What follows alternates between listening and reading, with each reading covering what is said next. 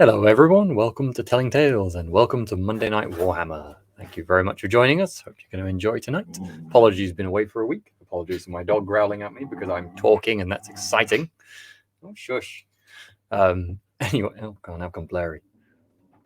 Sorry for going blurry after all the apologies today. Oh, I'm so terribly sorry. Anyway, yes, welcome to Monday Night Warhammer. Tonight we're going to find out what's going to happen to our crew. Well, three of the crew who are having perhaps an interesting conversation with someone they might not have been expecting to have this soon. And of course, we'll introduce him in a minute. Our rat catcher who's off traveling somewhere else, just doing his own thing, really. But before we get to any of that, let's do a little bit of intro to us at Telling Tales and what we do. So we do atmospheric roleplay, all sorts of stuff on our YouTube channel, and we stream here on Twitch. We're doing it for about two and a bit years now. It's quite cool. Maybe 2 and a bit, maybe less, because I feel like we haven't had a 2-yearly video, and I would remember that. Anyway, it doesn't matter. Yeah, we do this Monday nights. We are currently, I think we're starting the new World of Darkness arc. So there's kind of an anthology series playing all sorts of different World of Darkness series, which is going to, the final one of them, or this set anyway, is going to be going on I think we're starting tomorrow, which is going to be playing Changeling. We've had pretty much all of the other, or most of the other, because I know there's a lot of World of Darkness. I might be wrong. Some of the other systems have already been playing in this kind of one setting. Over this 24-hour period with all the different kind of, mage and vampire and werewolf. It's really cool. Go check it out. We also have Thursday nights. Next week, we're starting a flagship series of Simba Room, going for the next campaign of Throne of Thorns, and it's something to do with witches. I was told before the stream, but I can't remember now. So it's something to do with, if you know what it is, it's something to do with, it's the one that's something to do with witches. Witchhammer. There you go. Witchhammer. See, this is why we have chat.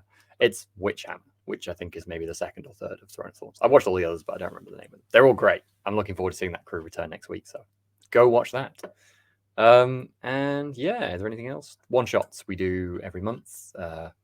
Last month was Absurdia, which I mean to watch and catch up with. We've had loads of them on YouTube. You can go check out. They're all a load of fun. We tend to do different systems every month, usually, although we have revisited some. So yeah.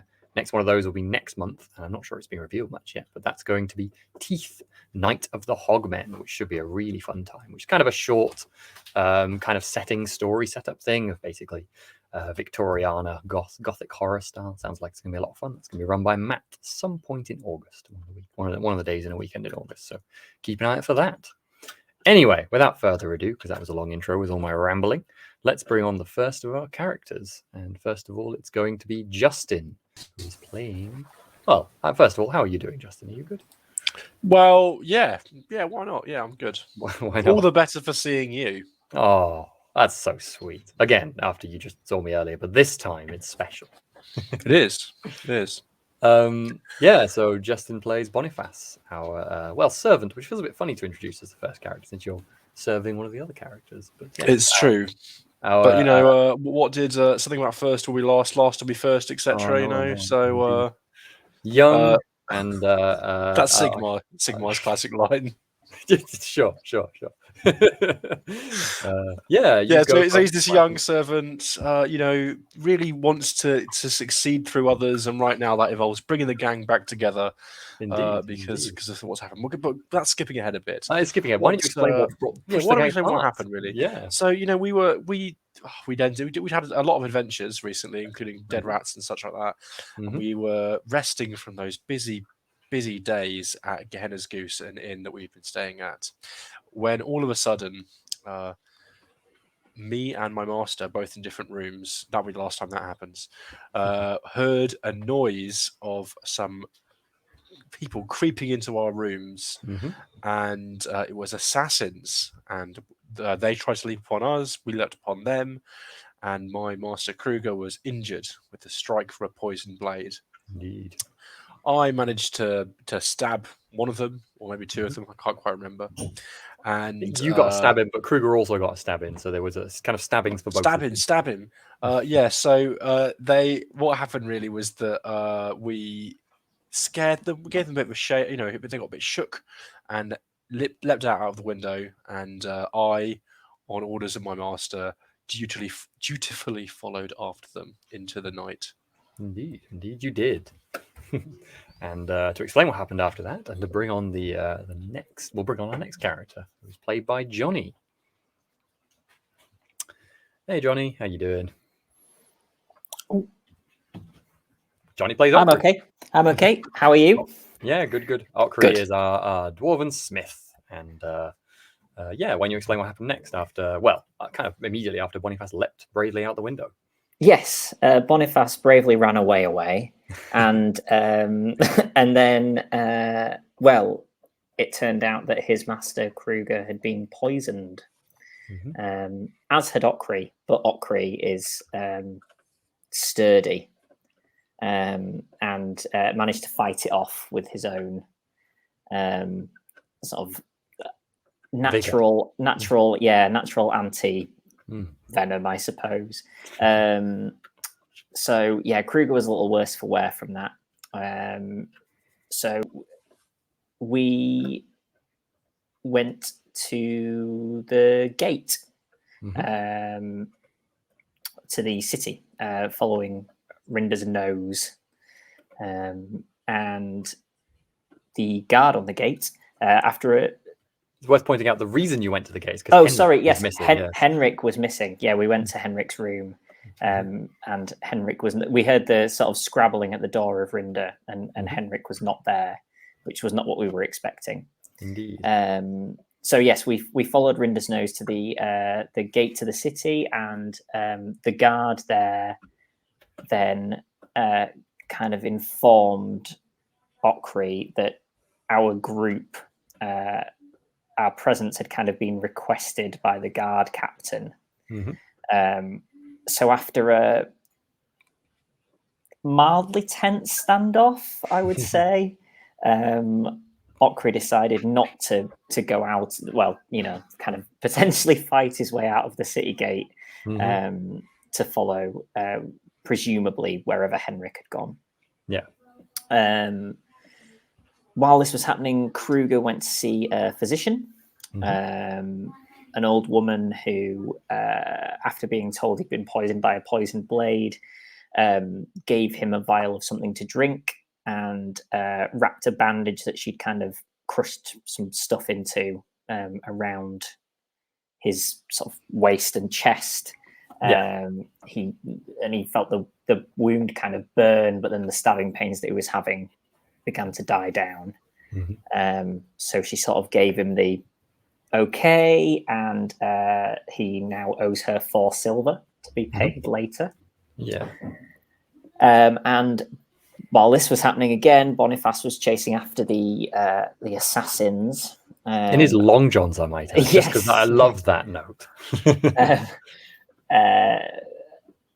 Overheard them along the way, chatting to some guards, I believe, and kind of lying, and then followed them all the way to an abandoned part-burned church, which seemed to potentially be their hideout or base of operations, and looked around for kind of an easy way in, couldn't find one, and then headed off. Yeah, indeed. And to kind of talk a little bit about what was happening completely outside of this, because their character Henrik was off and away in the night. We'll bring on John, who plays the aforementioned Henrik. Hey, John, how you doing? I'm doing all right. How are you doing? Yeah. How are you, Sam? No one's asked you how you are. Oh, you see, it means so much to be asked. Yeah, to be fair, they did. Yeah, I feel like both of them might have actually. No one asked you how you are. The question is, how is Henrik? Because Henrik's been having a very interesting time, hasn't he? Henrik's been having so interesting. So Henrik came to on what ended up being the back of a wagon, taking him to the middle of nowhere in a very sort of suspicious way. Well, they finally got to where they were going. Matilda, the rat catcher that he'd sort of befriended in a Henrikish kind of way, basically told him that he'd been asking too many questions and putting his nose in too many places, and that maybe the Rat Catchers Guild isn't quite what he thought it was, at least not in this city. And that Matilda had basically had a choice to either take Henrik to the middle of nowhere and tell him to never come back, or make sure he was dead. Yep. And chose to abandon him in the middle of the woods. So she returned all of his belongings, apart from Rinda, who apparently had been a complete nuisance. Good boy. And told him to leave. And Henrik kind of did what he was told and skirted around to meet up with the party of dwarves who had previously promised some kind of an education and common enemy against these strange rat beasts. Indeed. And they'd offered to, they'd kind of offered the whole party potentially safe passage and shelter at Skazmingol, a kind of reclaimed dwarven fort to the south in the Dieselberg Hills, about 2 days' walk away.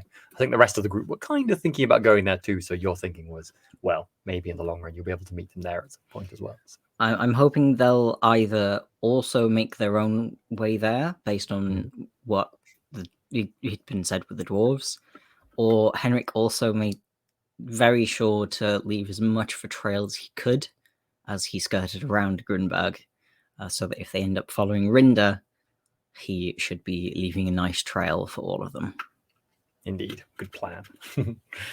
And so back to the rest of the party for the final player in Grunberg. We'll bring on Steve, who plays Brain Kruger. Thank you, Brain. Brain? Brain. No, Brain? just, Brain freezing Brain and not giving me Kruger. name. And then I saw Kruger Brain. on the page, so I didn't really have a pause because it came up at the exact second that I had the pause in my brain. Anyway, yes, plays Kruger, Middenlander, who big old warrior from the north, who has a habit of drawing a bit of attention. How you doing, Steve?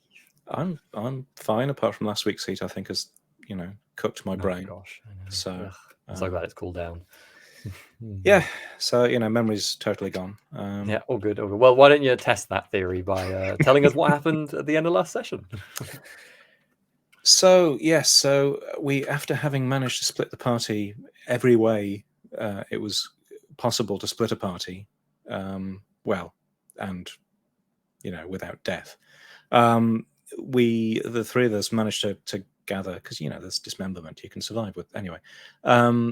The three of us gathered back at the Gehenna's Goose. John, you're smirking. It was a good joke. It was a funny joke. I appreciated it. I don't like you giving Sam ideas, but I appreciated it. You see, I've forgotten again. I really need to watch that. Anyway, Gehenna's Goose. We went back there.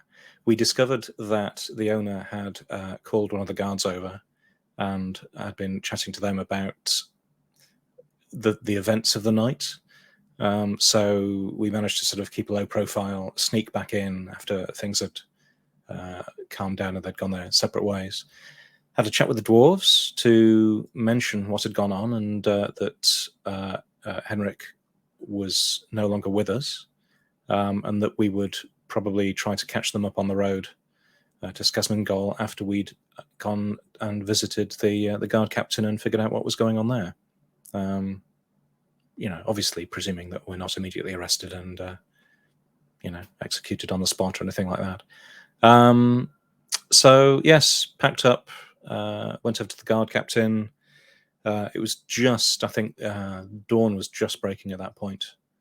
And the captain, whose name was Marcus Flint, started to ask us various questions about what we'd been up to. I think we'd been spotted in the warehouse the previous night dealing with what Kruger had referred to as a significant rat problem.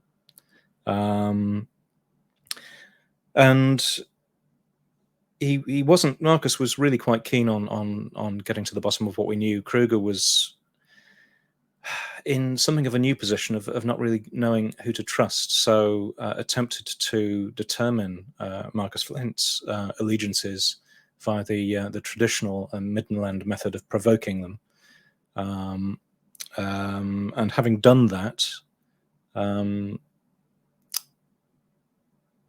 Marcus Flint convinced? seems okay. Yeah, I mean, was that the kind of? It was right at the end of the story. So, Yeah. It was a bit. It was a bit sort of. Yeah, it wasn't. It wasn't a sort of wholehearted. But on the balance of probability, and this is where you're all doomed now. On the balance of probability, Kruger thought that Marcus Flint probably had his heart in the right place, and then proceeded to tell him about what we'd overheard.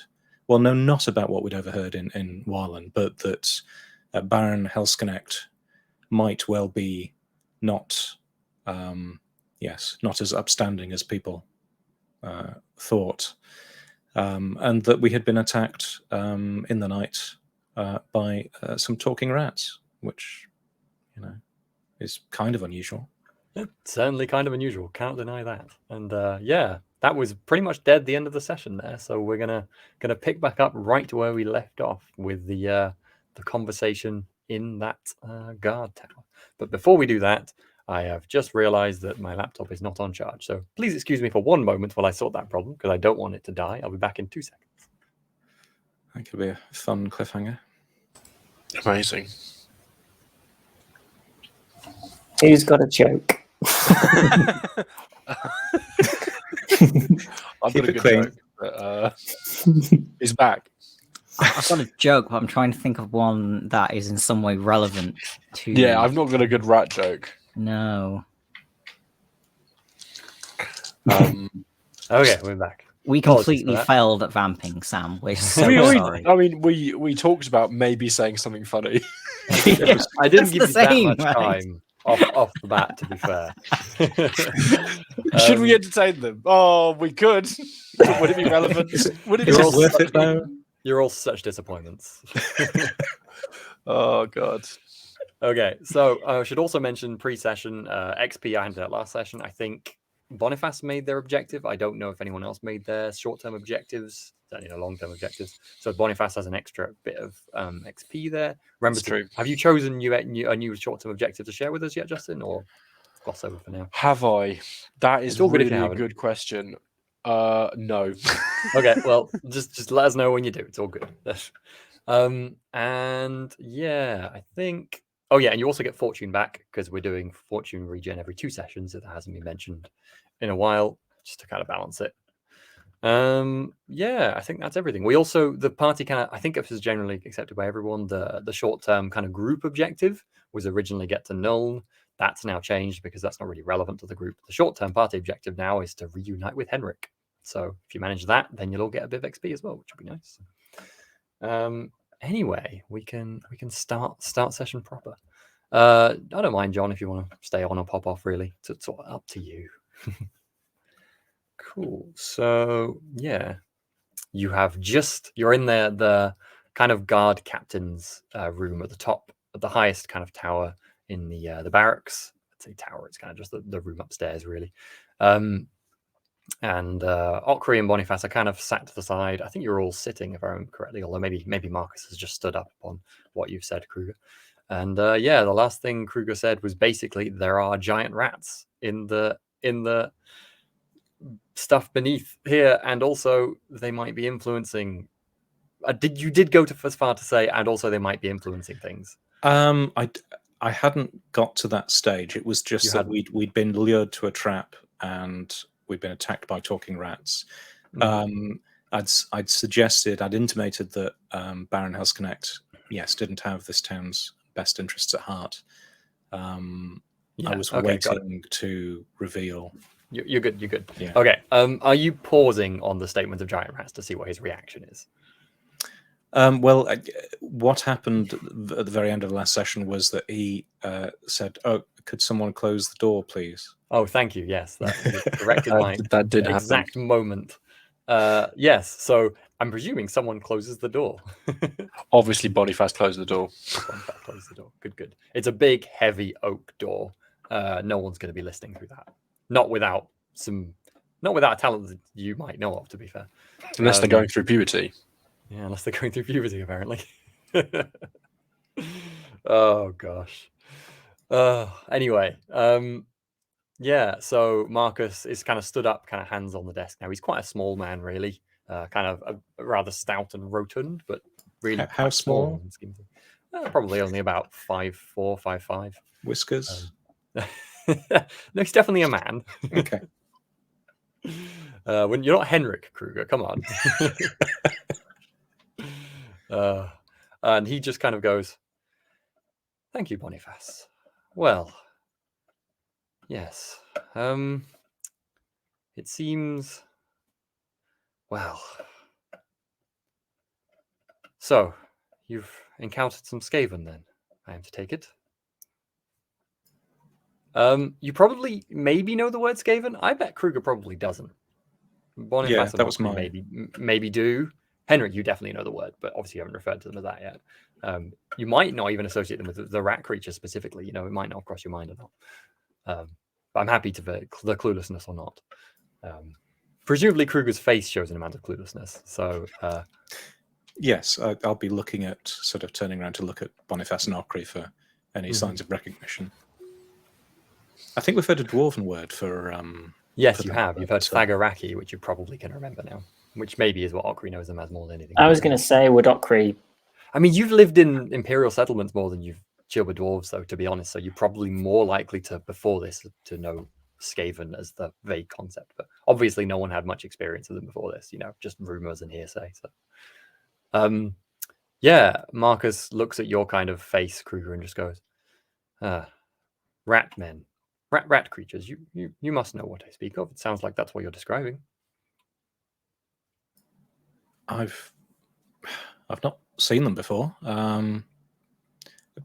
Henrik, our colleague, has made all sorts of veiled references to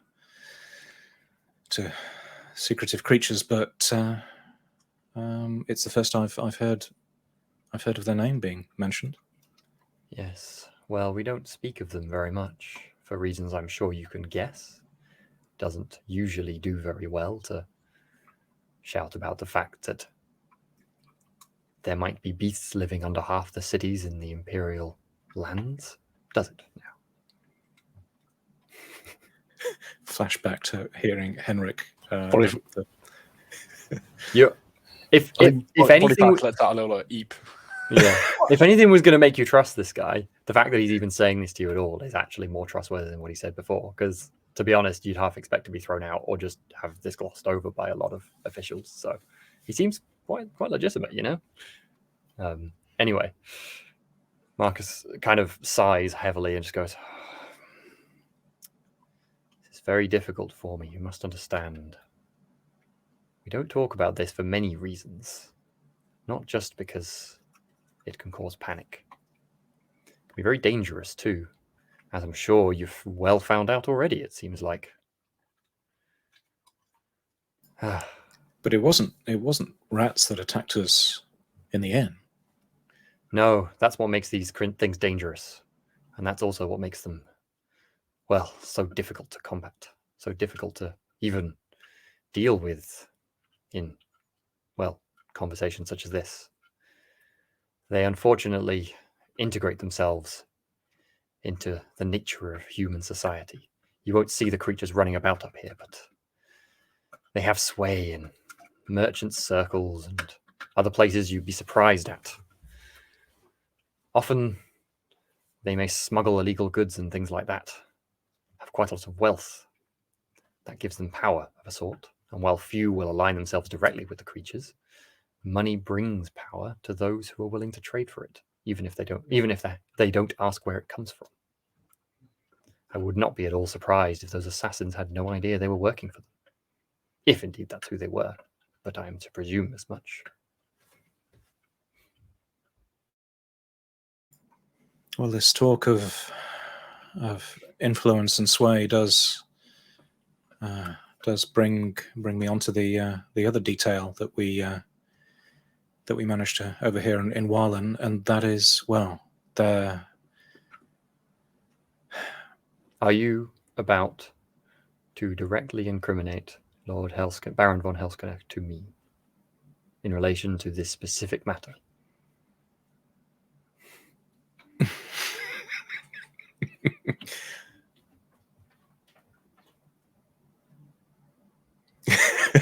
You put me in a very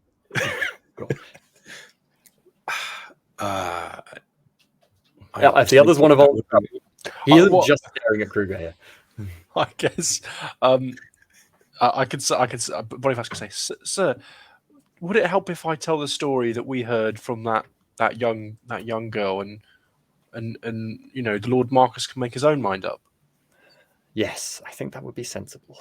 I am a professional, and if I hear these sorts of things, I must report them. And the people who I am. The people who I work for here. You understand? Tell me what you heard. I'll look for a nod from Kruger. Go ahead, Boniface.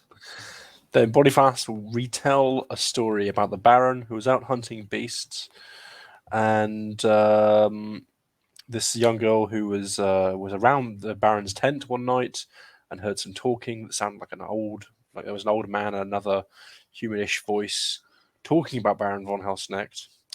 Human-ish voice? What do you mean by that? I can describe it. I describe it in whatever way the girl described it to me, but I probably don't have a perfect memory of it. Okay, yeah, it's all good. One of the things she said was repeating words and not like a human. I'd like to get to that. Yeah, That's cool. Sorry. Interrupting. I mean, Rude. Marcus interrupted. It was role-played interruption. And this voice was trying to get him to do things. It talked about doses, and it talked in this hurrying, repeating words. That's what she said. Very interesting. She was very concerned that it might lead back to her, and that might be the reason that what happened in the village happened. Well, I hope it isn't. I fear it may be. As unfortunate as that is, these things always have a habit of connecting. Well, it's a question of what we can do. Certainly, these assassins must be dealt with. However, as much as I wish to completely root out every vestige of the creatures in this city, I fear it may be not entirely within my power to do so. Certainly not easily, and not without help. Do you know where the assassins were, first of all? Yeah, I can talk about where I found them in the old church building. Is it also worth talking about what I overheard about when I was doing my workplace in the administrative building, where I suddenly Up to you how much you want to volunteer and how much you trust Marcus. Well, I think I'm in for penny, in for pound. And I go, also, while I was interning at the administrative buildings, I did overhear and relay basically that there was some rumors about Hellsknecht, having some kind of angry, outstart, and he injured his servant, which is why it stuck in my mind. Oh, yes, I was there when you did so. That he had strange eyes. That was a key feature. Anyway, that's what the assassins were in this church building. Yeah, he's actually got a map on his desk. You pointed out there. Yeah. Yeah. So Marcus nods and goes, good, and gets out an inkwell and just kind of circles that on the map, and then he's about to kind of say his next thing, and there's shouting. And suddenly there's shouting coming from below downstairs. You can't hear it. It's only kind of faint. You can't hear it too clearly from where you are. But there is shouting coming from downstairs. And he pauses for a moment, just like, I wonder what that is at this time in the morning and what's going on. And then he looks to all of you. Boniface, you realize you probably could hear what was being said if you wanted to. That word appears in your head, if you really wanted to listen, if you really wanted to hear, if you would just kind of say the word hear, you could hear. Go on then. I love it. I rolled, okay. I rolled. Yeah, it's all good. I got a 6, and I was like, "That's a yes. That's So 6 is a yes." And give any me Warhammer roll. Give me an intelligence plus 20, please. Oh well, that's good. I'm probably going to fail. Let's hope. I'm going to roll. Oh, ridiculous! I rolled a 12 when I had to get well done.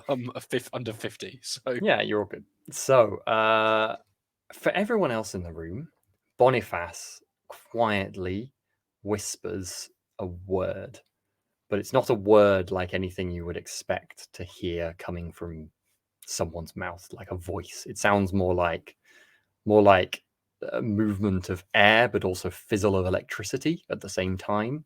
It's very odd, and actually your ears slightly pop and fizzle, and you get that kind of, when you're going up a hill and your ears kind of pop, you get that feeling as he says it. It's not unpleasant or particularly uncomfortable, but it's noticeable. You can almost feel a quick flash of static electricity as well. But he definitely said something. Boniface, immediately you hear a loud booming voice next to you. It almost shocks you, right next to you, that just goes, "What do you mean I can't? Do you not know who I am?" I'm sorry, sir. He's private meeting. It's he ordered no one else. I am Baron von Helsknecht. You can't say this. Everywhere in this city I'm allowed. I am the Graf's right-hand man, damn it, let me through. And you can hear like literal sounds of a scuffle going on. For everyone else up there, because there's a few things going on, Marcus has kind of, when someone's trying to listen, they're looking to one side. He stopped doing that and he's staring right at Boniface, while Boniface is away listening to things. And he kind of looks at Boniface, sees how young Boniface is, and that Boniface isn't really paying attention, and then probably looks to Kruger, because I think he's recognized that he's your servant, and goes, Is he a registered wizard, Kruger?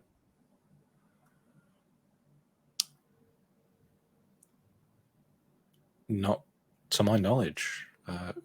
You realize that's illegal, don't you? I wasn't aware. Sorry, Boniface, you can also be hearing this. I just wanted to get that out there, but you're kind of hearing two things, so maybe you're not focused on it right now. Sorry, Steve, I interrupted you. Yeah, Kruger would be saying I wasn't aware that he was a wizard.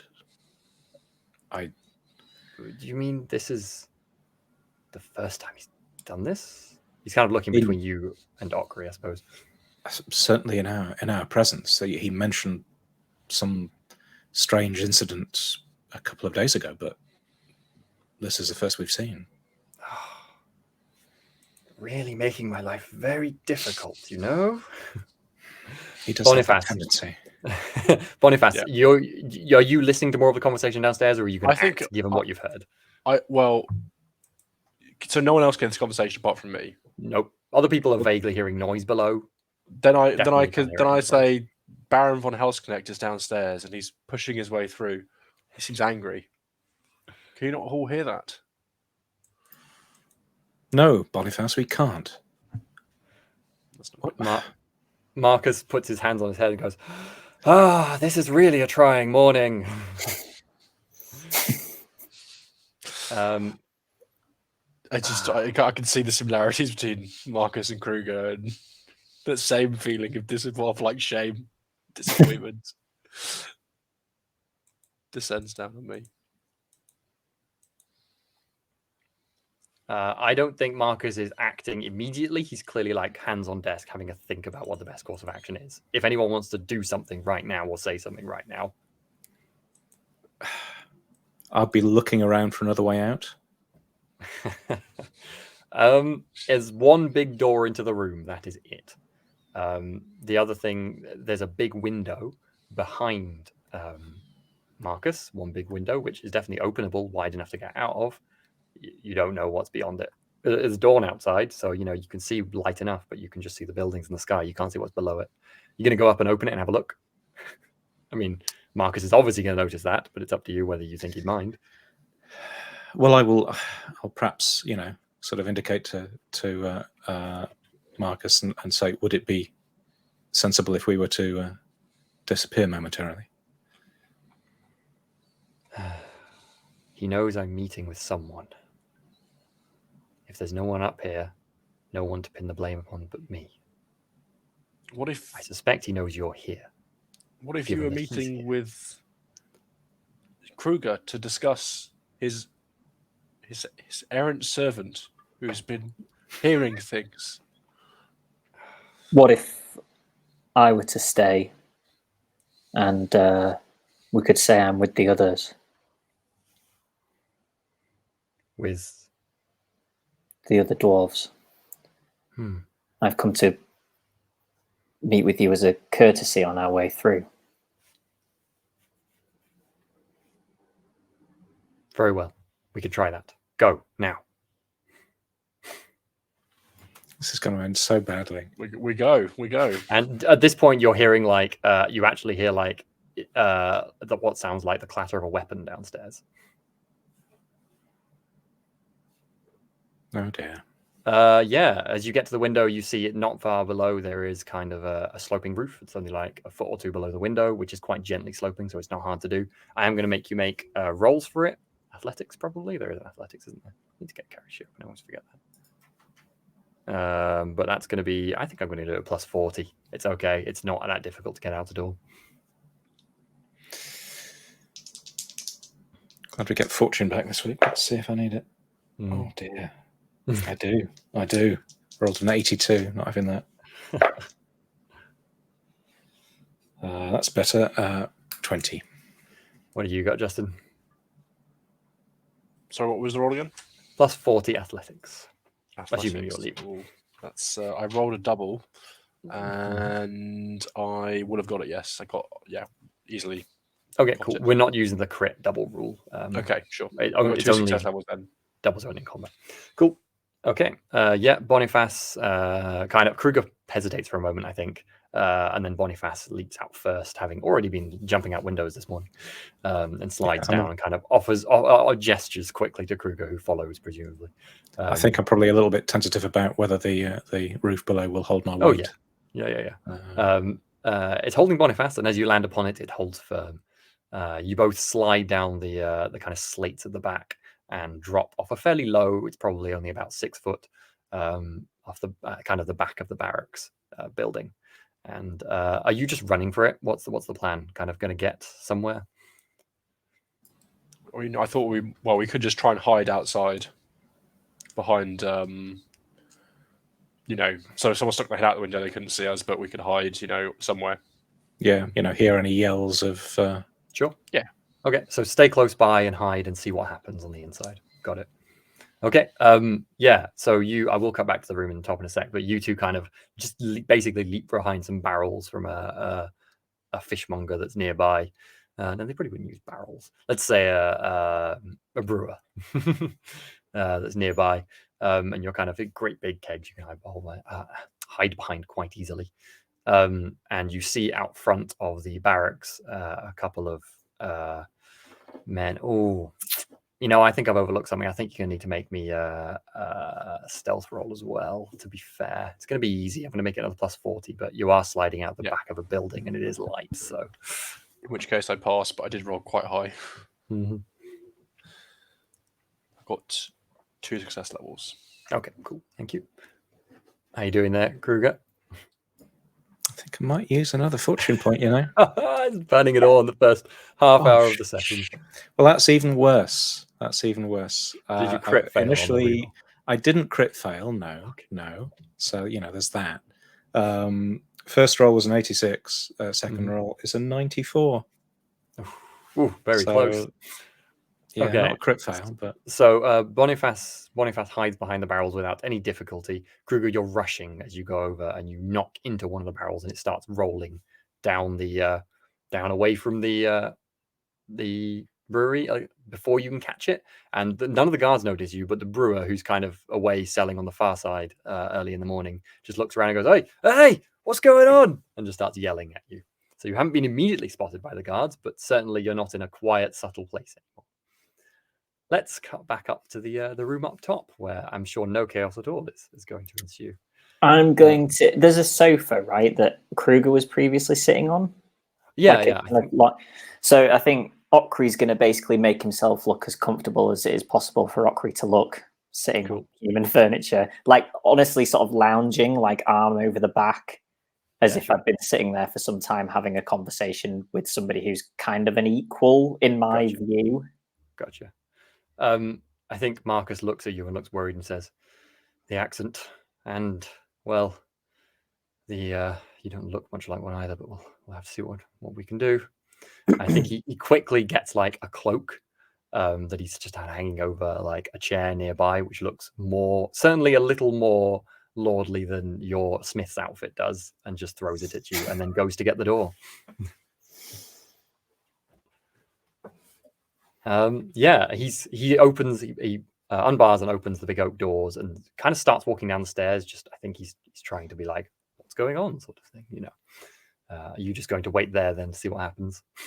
Yeah, I'll be staying in my position, but kind of looking over the back of the sofa. Gotcha. Okay.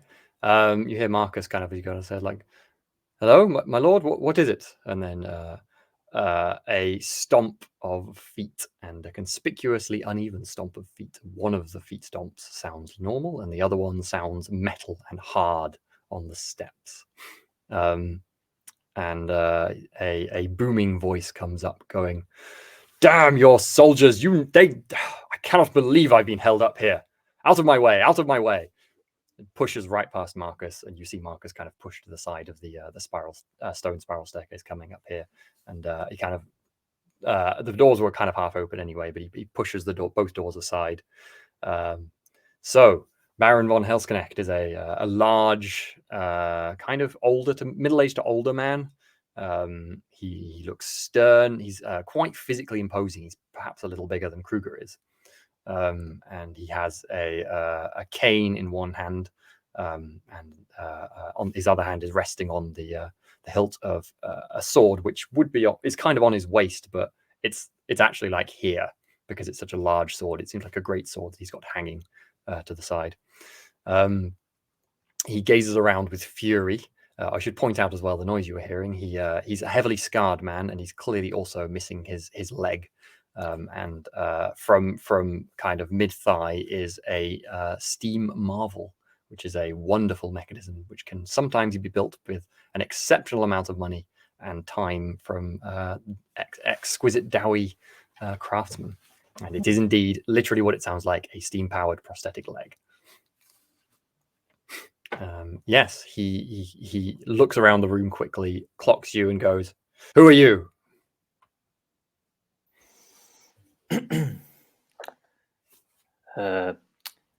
My name's Okri. Okri. Were there others here? Not long ago? Some of my Dowie kinsmen were here, but they've left on their way. I didn't see you in the council chambers meeting with us yesterday. What was your purpose here, if not with us? Again, my lord? Yes, correct. correct. I was dealing with some other matters yesterday, but I've come in here to say goodbye to Master Flint before we head on our way. The Baron seems to kind of calm ever so slightly and rests back a bit, and then goes, "What kind of matters?" Simple administration, my lord. Payments of fees and such. He does a curt nod and then turns back to Marcus with a kind of mistrustful eye, and Marcus is kind of just shrugging and nodding. And then he goes, "Bit early in the morning for that window to be wide open, isn't it?" And then marches over with a stomp to the window. I'm doing nothing. Yeah. And, Marcus is just like, the fire was smoky. It was just, yes, it was very unpleasant in here. We had a wet log. I had to open the window to air it out. Please, nothing to worry about, my lord. He looks visibly a little bit nervous. It's kind of awkward, Okri. feel like he's not a very good liar, which maybe reassures you a little, but also doesn't reassure you at all in this moment. Yeah, I think now having seen him lie, I'll be like, oh, he's telling us the truth. Now, the Baron is at the window. Let's cut back momentarily to Kruger and Boniface with their shouting brewer. Yeah, what do? The brewer has started yelling and is staring right at you. Split-second reactions. Oh, jeez. Come on, you got to decide quick. You can't. If you're not saying anything, you're staying put. Getting berated. He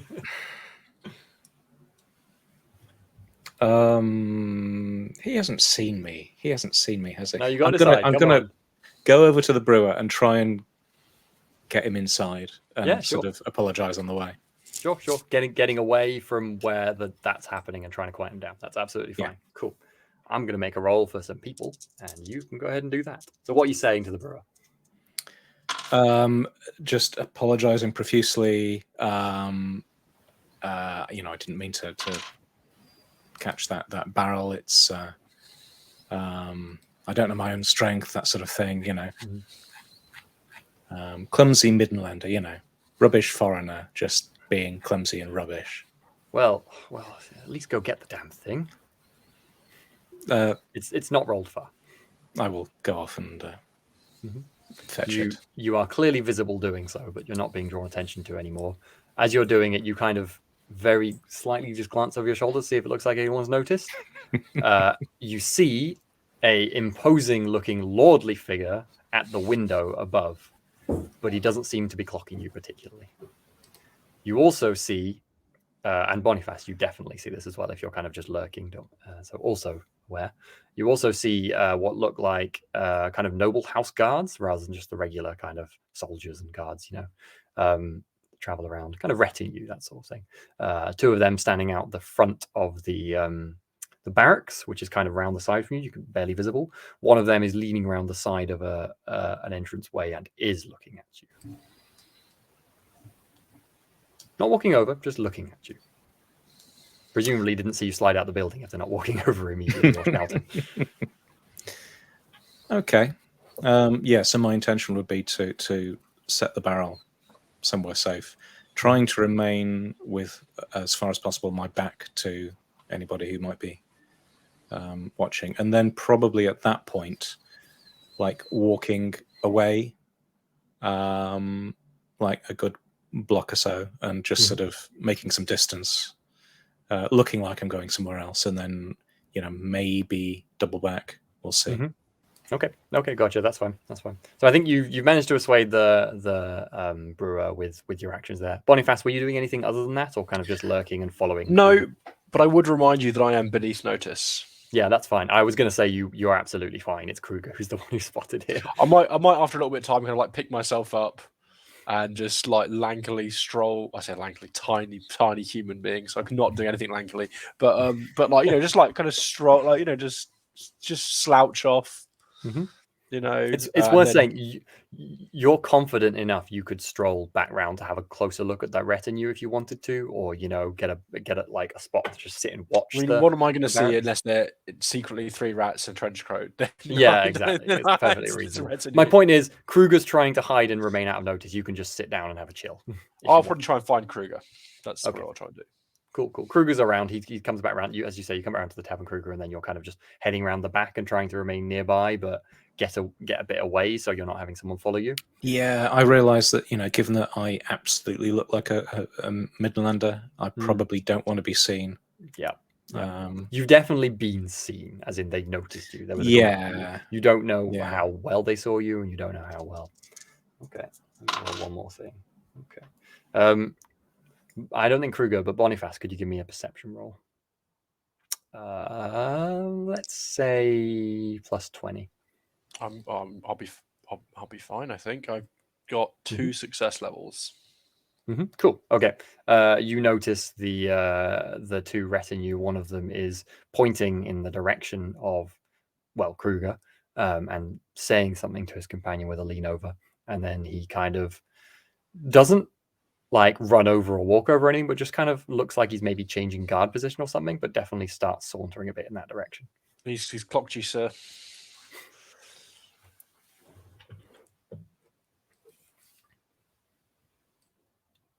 And you're muted.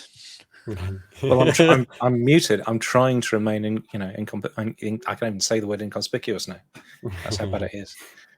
Can you distract them or something? Perhaps I'll. It's a dangerous request. But I think if you make for we'll probably meet you outside the gate. I think best to get out of the city. I think that might be wise. We'll go find Henrik. Could I briefly interrupt? Did Rinda get taken to the meeting with Flint? Rinda was That's definitely a good point. And did Rinda get passed out the Ockery. window? Rinda's probably with Boniface. I think Rinda was still with Ockery, unless you think there's a very. I mean, what do you think? Do you think Rinda was in your mind at all when you were pretending to be? Boniface has what do you attention think, to detail. You know, he would. Now, I want to hear what Jonny thought. No, fair enough. In the moment, unless it was discussed. Mm-hmm. I mean, I don't know. It depends how much of a.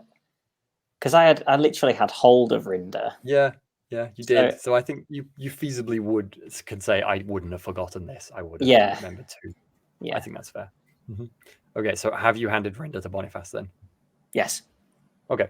Given all that's going on, Boniface, could you just give me like a dexterity with handle animals, animal care, handle animal, charm animal. Well, plus handle 20. Animal so animal care then. Just because it's quite a lot for Rinda, you know, they're being both literally carried out of a window. Down plus 20 is fine. Well, I would say Rinda is used to climbing down sewer grates with Henrik. Yeah.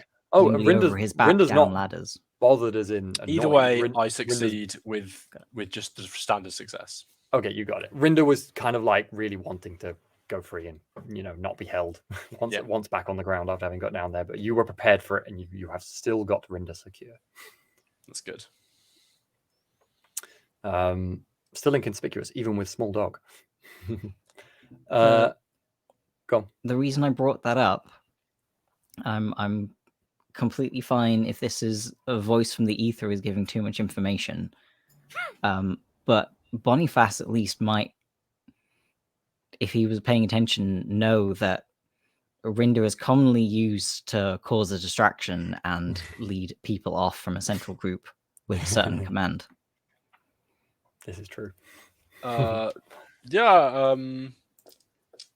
do not have to act on this immediately if you don't want to. That's good to know. Thank you. I was just saying, as we've forgotten his existence after all, I thought I'd remind that this is a thing that can happen. Mm-hmm. Mm-hmm.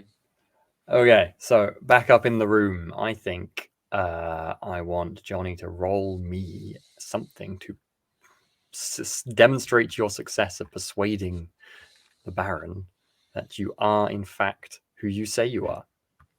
Well, you did say you're Ockery, so I suppose that's true, but the other part. Cool? Yeah, I think cool. That seems reasonable. And I'm going to roll it against... I'm going to do a competitor roll here against the Barons. Is it a standard for me, like a no adjustment? It's your... Yeah, so it would be standard, and you're both seeing how many success levels you get compared to each other. I got 25 out of 56, so 3 success levels. Very nice. He rolled 62, so not so well. That was a good roll to succeed at. Yes. So the Baron is looking out the window and then kind of steps back with that clomp of the steel leg, well, maybe brass leg, and clips the little clip back closed and goes, well, no smoking here now. Still looking around suspiciously. Looks at you, Ockery, again one more time and goes, Are you staying much longer in the city? Heading out today, Lord.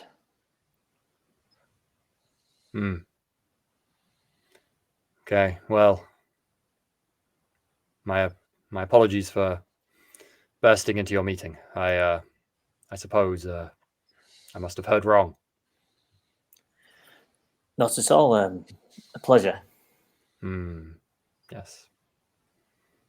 Take care. Safe journeys. I hope to see you again in more pleasant circumstances. Apologies again. I'll say safe travels in Kazalid or something to that effect, that Okri has the knowledge of the words. I think something like, a standard farewell would be pretty, yeah. As you're watching the Baron go, he gives like a hard glare at Marcus. Marcus, who kind of doesn't really return the look. He's kind of just doing a semi-nervous bow as the Baron leaves. And clomping back down the stairs away. Presume you both give it a good moment before saying anything. Once he's well out of earshot, Marcus is not speaking immediately, other than sighing, coming back over to his desk to sit down. Okri will move into a more standard sort of hunched position rather than the lounging position that he felt weird to be lounging. Yeah. Love it. Well,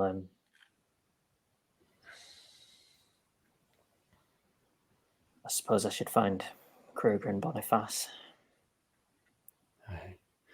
Yes, I hope they weren't caught. Doesn't sound like they were. This is not going to end here. I have already had trouble with the Baron, as you may have guessed before. I have the impression you're leaving the city, correct? If your men will now let us pass. Yes, they will. For now, at least. I suggest that as a warning, though, because if you return, I may not be here. In this position, anyway. He holds much sway in the council. You take care of yourselves. I hope at least the assassins will be dealt with by the time you get back, if nothing else. That matter is easy. I sincerely hope we meet again. I as well. Get up and leave. Yeah, he's kind of broodingly staring at the fire as you leave. He doesn't really say much more to you. And then just as you're leaving, you hear him kind of tear some parchment and start scribbling quickly away. I think it might be time to go to Henrik after all that excitement. I think we've made a mess of things. Yeah. That was one of the ways you could have made a mess, but there were many ways of making a mess. Cool. Okay, so Henrik, you've been traveling with the Dowie for. We're skipping about in time a bit here because interesting things happening in quick succession, etc. But Henrik's a bit in the future, I think, at this point because it's coming up to lunchtime, and you've been traveling with these Dowie from the mountains for some time.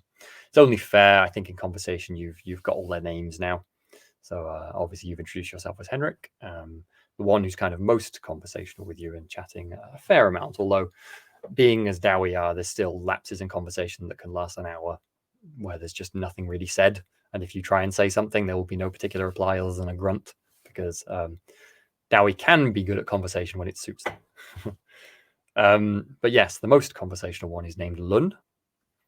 And the woman who is prone to drinking and smoking and laughing when other people, hurt themselves in any way, is called Dimzad.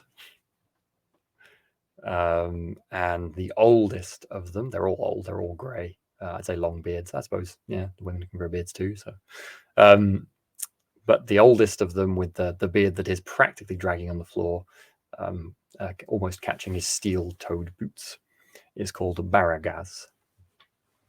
He has not said a word on the journey unless you have tried to get something from him. I will not particularly be pushing him. Cool. I believe we said you were kind of hear a bit more about what the Thagaraki or the Skaven actually are on the journey. We'll say that's happened. Okay. Given that I know you as a player know some things about them, and you're not going to get probably more than that. So a little bit about what the creatures are and how they live. And then a long kind of pause, and now it's kind of coming to lunchtime. Was there anything specific you wanted to kind of ask or mention to the Dowie other than generally ask you about the creatures themselves, or kind of offer from yourself or anything like that? I think I'll share the things I've learnt for certain in Grunberg that I think the Ratcatchers Guild might. They're not really there to catch them. Yeah, they don't give much response to that. It doesn't mean much to them, to be honest. General rumors of things I at least believed in Altdorf, and sort of run past a few of the random rumors I've heard from around the world. For example, in particular, I heard a rumor that a minor noble woman in Nuln birthed a child with surprisingly rattish characteristics, which is why I was heading to Nuln. You get a fantastic laugh from Dimzad for that one, but not much else. I mentally crossed that off my list. Oh gosh, love it. Yeah, cool. So yeah, there's kind of some murmurs about those rumors, but nothing much more from your side. I think maybe kind of 1-ish in the afternoon. You're kind of getting a bit hungry, and you, as a group, nothing else. You met some traders and other people on the road, but nothing particularly interesting. What's the weather been like for your walk? Just a bit blustery, pleasant enough. Trees blowing, leaves blowing from the trees, and kind of a grey, patchy sunny day. Not too unpleasant. It's still, it's spring, kind of late spring, so it's fairly warm, not too bad. Yeah, and you round the corner, kind of a bend in the road with a river nearby, a tributary of the Turfel this will be, and you kind of see to the left-hand side of the track is a large coaching house with a kind of simple wooden palisade around it, and also kind of attached and next to that is a shrine of Shalya. Recognizable with the goddess, kind of a sculpture of the goddess on the shrine. Shalya is the goddess of mercy. She is one of the kind of newer gods in the world of the Empire. So Ulrich being an old god, the god that Kruger worships, who is kind of one of the original gods of war of the Empire. Sigmar kind of in the middle, given that he was a human ascended to godhood. But there's also new gods that came from the south. For example, the Border Princes, or Telea and Estalia. I believe Ranald is actually one of the new gods as well. I think that's right. I think so. I'm going to double check, but yeah. I've got it listed here. I can put a quick look, but yes. So Shalya is another one of them, and very popular, kind of across the Empire, as any of her worshippers are all about offering alms and mercy and aid to those who need it in any circumstance. So inevitably very popular. And this indeed is an almshouse and a place of healing, kind of attached to the side of the coach house. So there's kind of both things going on here, if you see what I mean.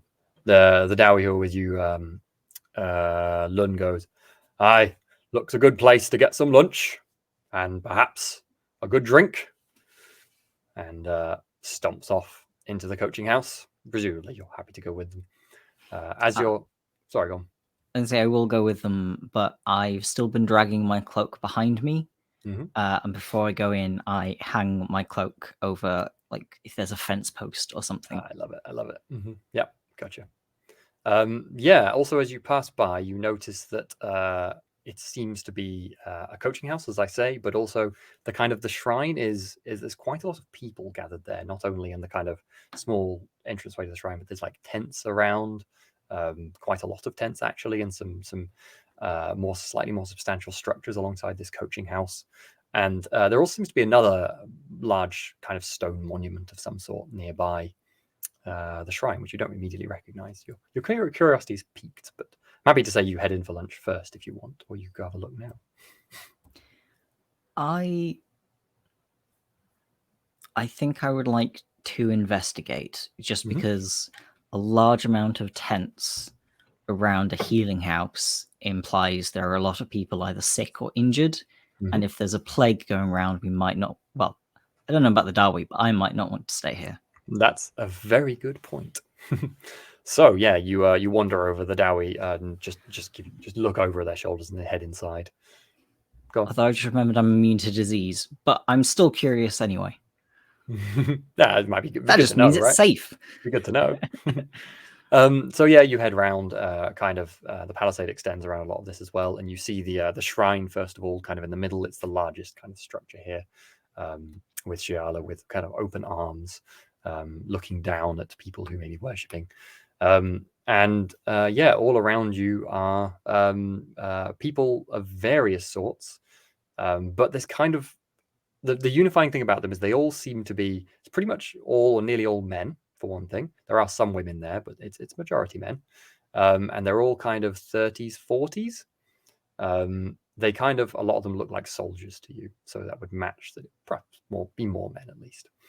And you also notice that they all, as I say, they all seem to be the same age. A lot of them are bearing scars, but not typical scars, perhaps. A lot of them have scars that look more like terrible ailments, like pockmarks and things like that they perhaps recovered from.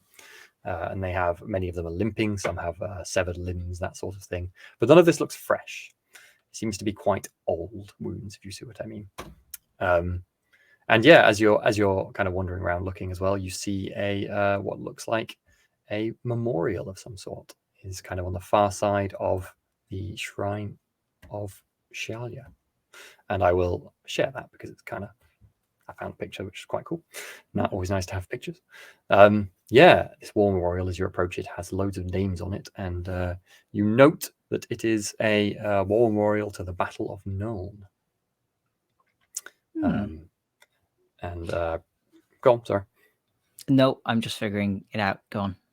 You vaguely, as a person, would know about the Battle of Nuln, but don't know much about it. It was a long way away from you. But it was a great battle fought where the hordes of chaos were broken on the walls of Nuln, and eventually their champion of the god of disease was slain one final time. And as I say, this is clearly a place of gathering and rest and tribute and mercy for those who fought in that war and suffered and were stricken fighting against the Plague Lord.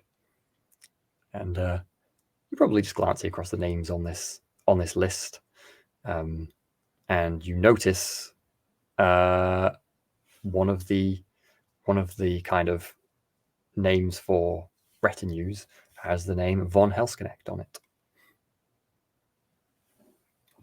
Interesting.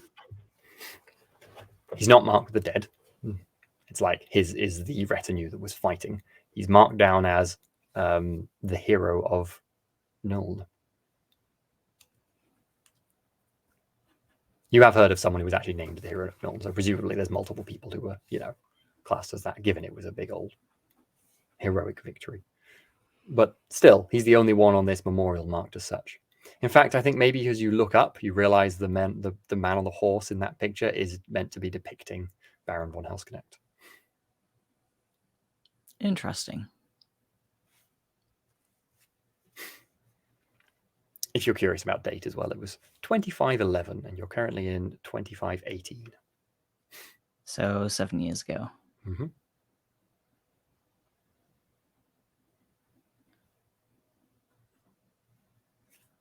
Okay. So there's a question as to why Helsknecht wouldn't be here. What do you mean wouldn't be here? I think I need to... So I'm assuming that these people don't just live here, that they may be here on their way to the tattoo in Nuln. As you look around, it's clear that these people are the rank and file, or were the rank and file soldiers who are too badly wounded to continue to fight. They're definitely not picking up a sword anymore. These are people who are quite badly maimed and seriously injured. Many of them are hobbling. Some are clearly bedbound, actually, in some of the tents as you look around. So it seems to be a place of mercy for those and care for those. Perhaps people who remember the war pay tribute to those people in this place. Perhaps as you think this, you wonder why maybe they're not in a city, and you think perhaps people don't want those who suffered the Plague Lord's curses anywhere near their cities. which isn't the nicest thought, but is probably true. Are there many names under Helsnick's retinue that marked as survived? This is a memorial for those who died. So Helsconnect's retinue doesn't name him because he did not die. So it's got a list of names who died on the actual thing, if you see what I mean. But it mentions him because it was his because retinue. it was his retinue, yes. So he's the lord Okay. who was in charge of that battle group, if you see what I mean. And his is the one that lost the most by quite a margin on this memorial anyway. There's kind of, say, 4 other lords on there, none of whom you recognize the names of immediately. I think I might like to, if any of them are willing to talk to me, maybe do some kind of getting involved in the gossip. Yeah, to sure. try and find any members of that retinue. Sure, absolutely you can. So you're just going to wander around and kind of listen in a bit, see what's going on, try and track people down by their kind of colors or anything like that. Just ask around. I'm happy you just ask around. It's not like it would be something you're not allowed to ask or anything. I think I'm asking around and kind of framing it as trying to listen to war stories. Yeah, and that kind of thing. Yeah, sure. I don't think you need to make a roll for that. I think quite quickly you figure out that they're kind of, it's not like they all gather in one group, but there's a few of them sat around a fire, kind of indeed telling stories as you'd imagine. There's three men and a woman. One of the men is quite old and has he's got an eye patch, and his arm is held in a sling. Looks quite awkward and painful. Both of the other men are missing legs, different legs, and the woman does not have any obvious ailment other than you can see her face and going down her neck is covered in horrible looking pock marks. They clock you. They're just telling a story, but they don't really stop their story. You kind of just you're listening in, and the story's quite a good one actually, so it continues. It's the story of a plagued toad. You don't really know what that is or what that means, but it sounds like a terrifying giant creature, whatever it was. If I can find a place also around the fire and display that I'm listening. Mm-hmm. Yeah, sure. Well, you don't understand all of it because you feel like this is a story between soldiers, and some of the things you hear seem completely infeasible. Yeah, you can't even imagine what they're talking about. But it sounds like there was some sort of demon or creature riding upon this toad, at least the size of a horse, with one terrifying eye and a breath that could melt armor from people. And this woman is the one telling the story, and she's the one who said she managed to drive a halberd right through the eye of the creature. And that's kind of how the story ends, as the demon fell at her feet and was crushed beneath her steeled boot. And this is how she's telling if she's got the terrible scarring that she managed to fight through in the battle with this nightmare toad. You have no idea if this is fiction or not. It sounds completely fantastical, but but there's been a lot of stuff happened here, and you've heard many terrifying tales of chaos, so maybe it's true. Or the ruinous powers, I should say. That's probably how you would know them. Are you the tale ends, and I think they kind of look up at you and go, the oldest man perhaps goes, who are you? My name's Henrik. I'm a traveller from Altdorf. Oh, rather a long way to come. I was travelling to Nuln at first. Taking a detour for now. And you just stopped to listen to boring old us, eh? Didn't sound very boring where I was sitting. Well, just come for some tales? Yes. I was wondering if any of you had any tales about Lord Helsnicht. There's kind of a look between all of them, and then the woman pipes up and says, "Yes, I Well, all but old Ralph over there, we all served in his regiment back in the war. What is it you want to know? He's a fine man. Great man, you could say. What was he like to serve under? None better. None that I've ever known, anyway. Honourable, righteous. He led from the front. Not like many lords I know. He slayed more creatures than nearly anyone I've ever met. Incredible warrior, too. He deserved that title, hero. He really did. Kind to his followers? To a measure. How kind is any general? But he was not unkind. Did not waste life. Was concerned with our well-being. He was here but a week ago, offering arms and talking to us. He pops in often, makes sure we are well fed and taken care of. As I said, he's a good man. I think, as that passes by, one of the other, perhaps the youngest lad, who's kind of dark hair, is one of the guys missing a leg, looks over and goes, "Yes, but he's been behaving off, so." "Shh," she goes. "Don't talk ill of him." Off how? She frowns at you. "Why do you want to know?" "He's a good man. That's what matters." I've reason to believe he might be in some trouble. Am I supposed to believe you're trying to help him?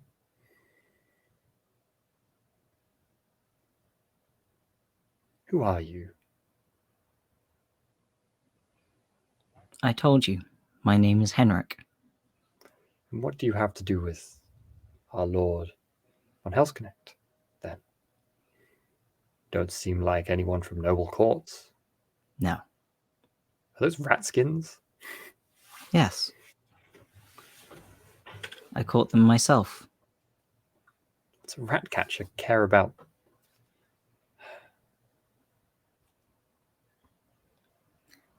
I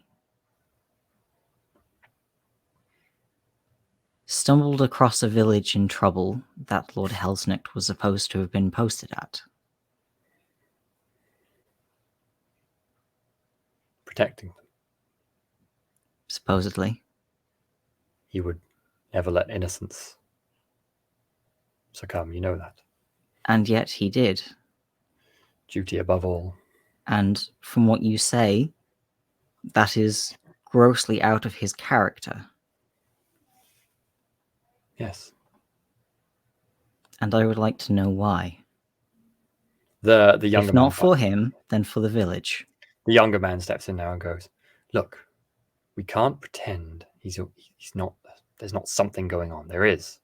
He looks between all of them kind of conspiratorially and goes, "Ever since the war, he was like us. He couldn't even walk. And what, suddenly he just jumps up? Starts marching around, picks his sword up, fighting again? That doesn't happen. You've seen the scars this war left." And he kind of looks between all of them. "You've all felt them. Stop lying to yourselves. No green mage can heal this sort of wound. Whatever it is." He looks up to you, Henrik, and goes, "Whatever it is, it can't be good."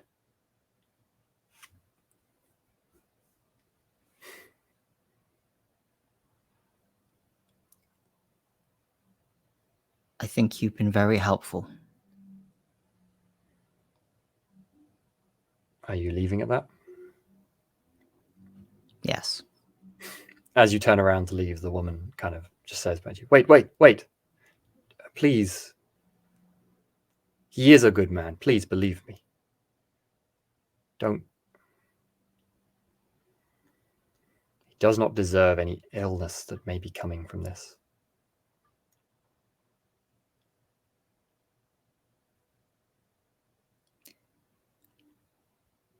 I would be willing to believe that he is a victim to a gross misfortune. I don't think she looked especially relieved by that, but she lets you go. I go back to the inn. Cool. Okie dokie. Let's cut back to everyone else in Grunberg then. So, Okri, are you just marching straight out them, down the stairs, past, going to see if anyone's down there to get in your way and just leave? Yeah. As you're leaving, it's worth saying, Kruger and Boniface, you're probably, you're kind of in the back streets now. You're not really watching the barracks. You're just staying close by, aren't you? So you probably don't see, actually. But Okri does see the Baron and 2 retinue guards following close by behind him. One of the guards glances back at you and gives you kind of a little glare. I'll politely nod. The glare moves away and they walk on. And that is the last you see of them as they round the corner. Momentarily, you're looking around, wondering where Kruger and Boniface went, and then you get a glimpse of maybe Boniface from one of the kind of alleyways, just glancing down, looking at the building, and you catch eye contact with each other. Yeah, I'll have a cursory look around again just to make sure that the Baron hasn't sort of looped around or something. Like around the building back again. He might have kind of waited until I stopped paying attention, and then so that's a good idea. You can't see him at this point. He seems like he's gone. So you keep your vigilance up would be your best approach, but you think you're safe. In which case, I'll sort of saunter over towards Boniface, sort of not necessarily looking like I'm heading directly towards him, just in case, but heading over that way. I'll probably turn around and start walking in that general direction so that Okri can slowly catch up. He has longer legs than me, after all. Love it. Little Boniface. So you've all gathered up outside of the barracks. What are you doing? I think we're heading out of the city ASAP, right? Probably attempting. As soon as Steve gets not replaced by an AI bot, which has just happened. No, Kruger. I guess trying to go out of the same gate, if on the off chance that Rinda can. I know some time has passed, but if Rinda can pick up the scent again, then that seems absolutely sensible. Absolutely, that seems reasonable. So you hurry towards the gate. No one seems to be following you as you travel across the city. I know you had all your belongings already when you left Gehenna's Goose, so you're all good there. You quite quickly get to the I think it was the same gate you entered in, so it will be kind of the northwest gate, heading out the direction that presumably Henrik left earlier. Are you the same guard is there, the young man who kind of stood watching you earlier? He kind of sees you there as you pass by and just watches you and doesn't say a thing as you pass. Are you planning on letting Rinda go? Yeah. Cool. Okay, you let Rinda go, and at first she bolts, then she runs around. Then he runs around in circles for a frantic 2 minutes, having been held for far too long. Then he leaps into a bush, and there's a squeal, and he comes out with a rabbit. Then he spends about 5 or 10 minutes munching on the rabbit, so you're kind of all like at this point. And then he starts to find a sniffing trail. So if there's any conversation you're going to have in the meantime, then. To be fair to Rinda, he was shut in a room all night, and then has been, it'll have been. It's been probably 12 hours since he's eaten, I would guess. So I can't blame him. So Rinda starts kind of padding off, not too fast. You get like the sniffing is taking the attention, so Rinda is not sprinting away. So you can keep up with a kind of fast-paced walk, perhaps occasionally turning into a jog, but it's not too onerous. And after maybe 10 minutes or so away from Grunberg, Rinda stops and has a good sniff around for a while. Henrik, did you actually physically leave anything, or were you just trailing, trying to make smells? I think I was just trailing. Someone in chat joked that I may have left a very strong smell, but in my head, I was just like dragging my cloak along. Yeah, all good, all good. Okay, so Rinda spends a little bit of time sniffing around and then goes to sniff in a bush and is sniffing quite intensely in the bush. So presumably you go and have a quick look, and after a moment you notice some ropes that have been cut. Quite short lengths of rope that were definitely knotted to make fairly small loops.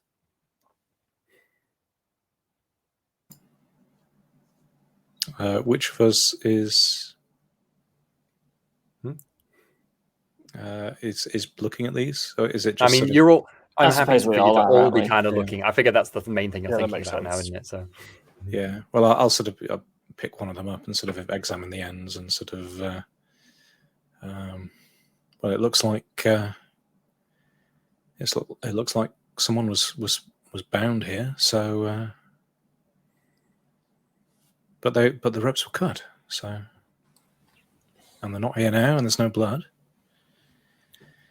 Well, let's hope that bodes well. So Rinda sort of sniffed those out, so we can probably presume that they are Henrik's. yeah, Rinda's findings, definitely yeah. very interested in them. That's Yeah. seems to be a fair assumption. Can I encourage Rinda to continue on to try and find Henrik?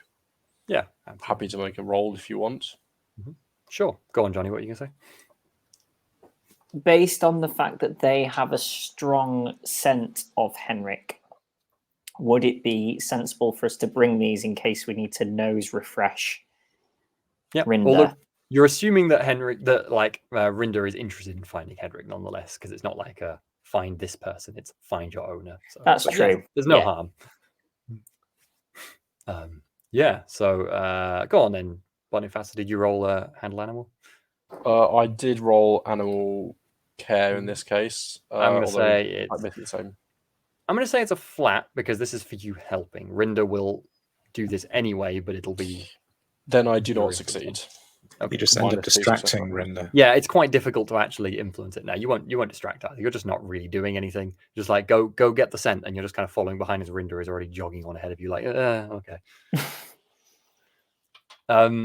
Yeah, your path leads you through the scrub and underbrush, kind of sort of back in the direction of Grunberg, but also not back into the city, skirting around the west side of the city, so you can kind of just see the big wooden walls. But it seems like Henrik was moving towards the south. So as we're doing this, I'd be wanting to have a chat with Okri about what went on in the room, just to catch up on events. So yes, what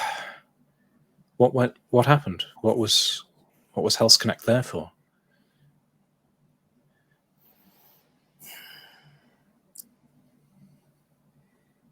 I'm not 100% sure. But Did he- it seems likely to me that he was looking for us. But either way, I've managed to convince him that I was one of the Dowie on the way to Skazmingol. And that I was heading out with the rest of them. Well, So that's if we bump into him again as our group, there may be some questions to be answered. But I just hope it does not come to that. If Henrik, it's possible if this direction takes us south of the city, then Henrik may be going to Skazmingol himself, and perhaps you can keep that promise. yes. Also, Flint seems to think it likely that he will at least not be in his position the next time we visit the city, if we visit the city again. And thus, we may lose what little protection we had there if we get called before the captain of the guards again. It may not go as well as it has. That is not good news. And yeah,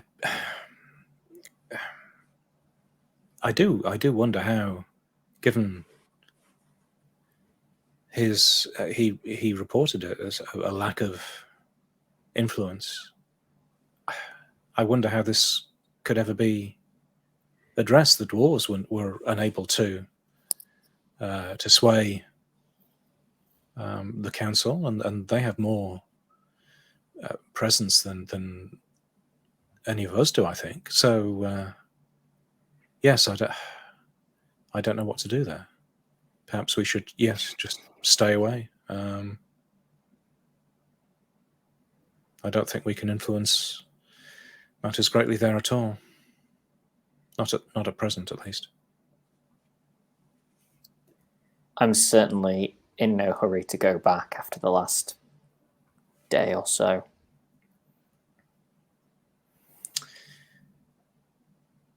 And that reminds me, Boniface. Do you have something to tell us? I don't know. About... I can't believe you're... Do you... I don't know. I can't believe I'm asking this. Are you a wizard? I kind of like pause, confused, like standing there in my. I do have fine clothes, but like, you heard what my Marcus broom said. on my back. I do have a brush, so like, does my lord think I ride this on the evening? You did hear what Marcus said, even if it didn't click at the time. So I know, I where understand what this he's getting come at, but the idea that Boniface is a wizard is fanciful. What did you do in that room? I don't know. You heard Hell's Connect. We didn't. None of us did. They say the young have very good hearing, my lord. Well, I am led to believe that I don't. Okay, Sam. Sorry. Yep, the registering of wizards is it a thing that happens in Midland as well? So I mean, you're less familiar with this than the others are. Again, because the College of Wizards is at Altdorf. It was something basically that probably as a worshipper of Ulrich and from the north, you have a much more of a suspicion around wizards as well. It's kind of hedge witchcraft and all that sort of thing, and it's kind of like, oh, people like that you can't trust. They're just bringing the ruinous powers to this world, dark arts and all that. That's quite an old-fashioned view, so it's up to you if that might be a bit extreme for you. But in the last kind of, well, it's been on and off, but basically in the modern world, wizards can be sanctioned and kind of a part of Imperial society, albeit a very rare and separate part of Imperial society, and very dangerous. But they have to be trained to be sanctioned. Otherwise, technically, it is illegal. In villages, they'll often have like a village witch that will actually do small hedgecraft that won't really be considered, witch hunter worthy, but it still kind of can be dangerous. So it depends. But it's always a risk. And if you were to approach any member of authority and say, I'm a witch and I'm not sanctioned, they should arrest you. Great. Cool. I think Boniface is aware of this. And although you'd be aware Boniface of that. is joking, you can see that his heart's not really in the jokes. Yeah, it's pretty scary for Boniface, to be fair. Now you've actually realized what this could be. Like you've heard of witchcraft and wizardry. I've listened often about the teachers of Sigmar and witches. Yeah, exactly. you know what the teaching of Sigmar is. For those who don't know, one of the tenets of Sigmar is literally suffer not the witch to live, I believe. I think any further pushing on this from Kruger will be met with more and more irritated, derisive statements that the idea that Boniface could be a wizard is frankly ridiculous, and then offering to maybe like cook some dinner later.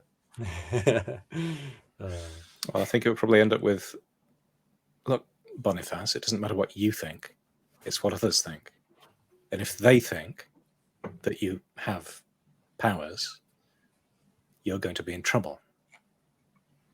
I think it's very unlikely that anyone would think I've got powers.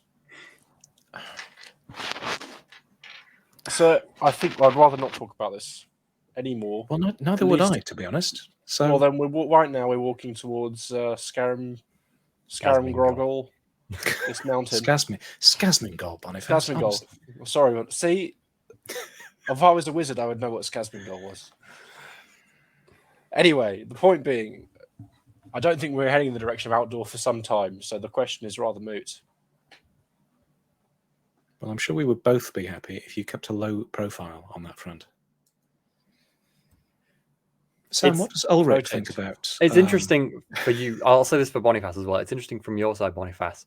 You almost felt compulsion to say that, and when Kruger says keep it on a low profile, you really can't help but feel like worried that you don't know how not to.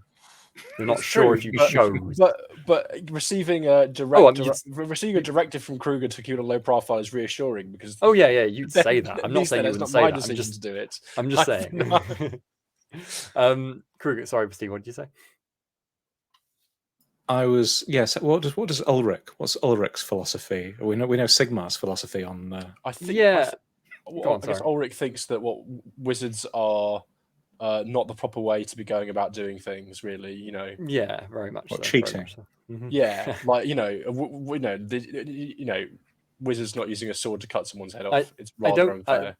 Very much. I don't think Ulrich has a specific tenets relating to witchcraft, but I did just look over it because this topic is one that I'm thinking about somewhat. He does have specific tenets about not wearing helmets, Kruger, but he doesn't have anything specifically stated about wizards per se. Although generally, this shows you how loose the tenets are to be taken anyway. Really, I mean, to be honest, many followers of Sigmar are totally fine with magic, especially once it's sanctioned, and a lot of Ulrich followers aren't. So. I think if you're looking to know what's going on inside Boniface's head, I think that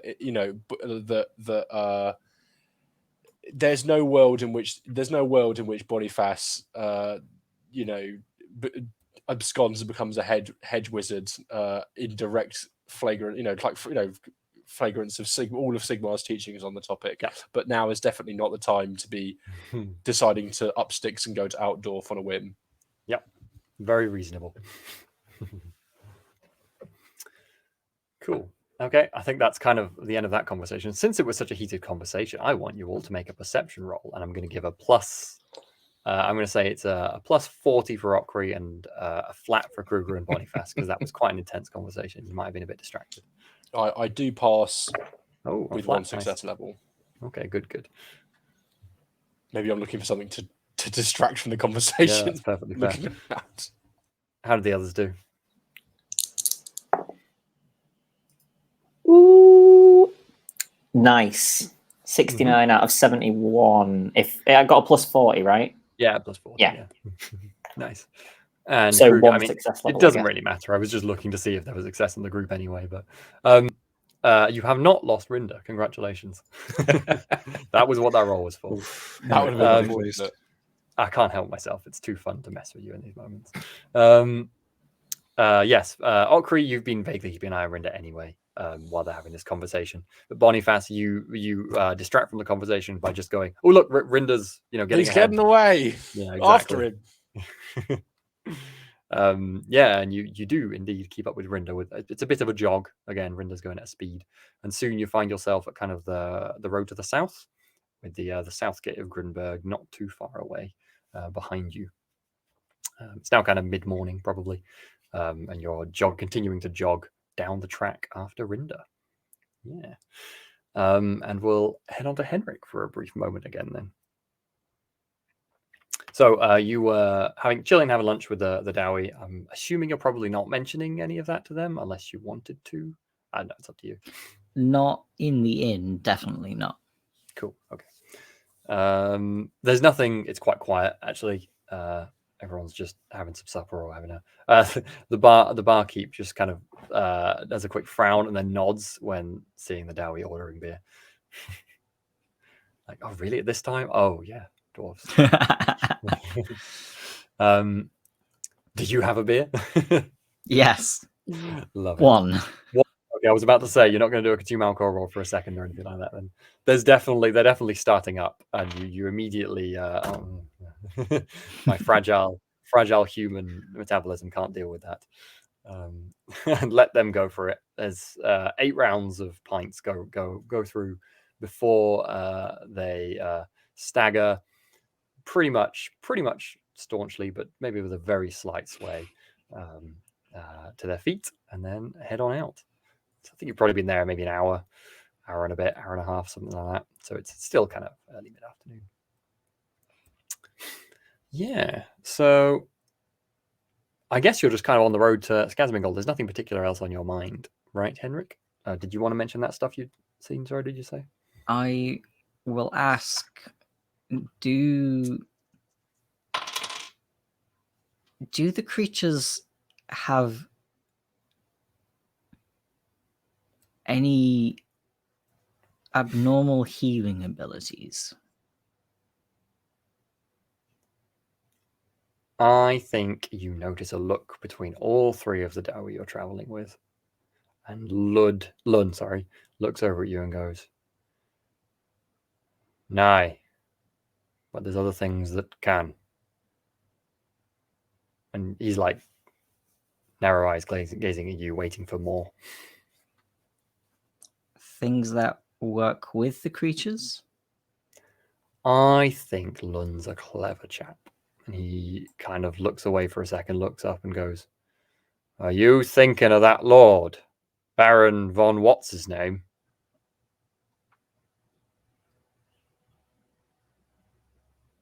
Yes. Aye. I'd heard he was bad wounded. What, near 10 years ago? 7. Didn't look so bad when I saw him. Apparently he made a miraculous recovery. You don't recover from that sort of thing. Not even a Dawi can.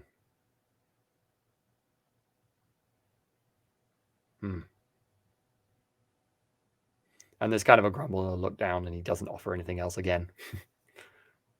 You can push. I think by now I have picked up that Dawi like to talk when they want to talk. I think that's very fair. And we've got a long journey ahead of us, so I'm happy to leave it there. Absolutely. That seems fair. So I'm going to make a quick roll. Yeah, I think you're probably going... you know what? I want you all to make endurance, athletics. Is there more of a, like, just I'm going to be running for a long time sort of stat? Endurance. There is endurance as a stat, yeah. Roll me an endurance for the three of you. Plus 20. You've been, it's not fast jogging, but you have been jogging a while, keeping up with Rinda now. Great. You do well there? It's my good stat, levels. and I didn't do. Sorry, what did you get, Justin? 3 success levels. Nice. What was the plus on this? Plus 20. Oh, plus. Oh no. Brief hope. I failed, and I don't think I'm going to spend a fortune point on it. Like, if I start to tire and I spot that Boniface is still keeping up with Rinda, I'm probably not going to push through it. Just slow to a kind of huffing walk for a bit. Yeah, okay. Well, Boniface is well and truly keeping up. I'll tell you what. So yes, so Kruger is sort of running ahead. Also, kind of looks like he's running out of steam a bit because he's carrying a sword and a warhammer and God knows what else.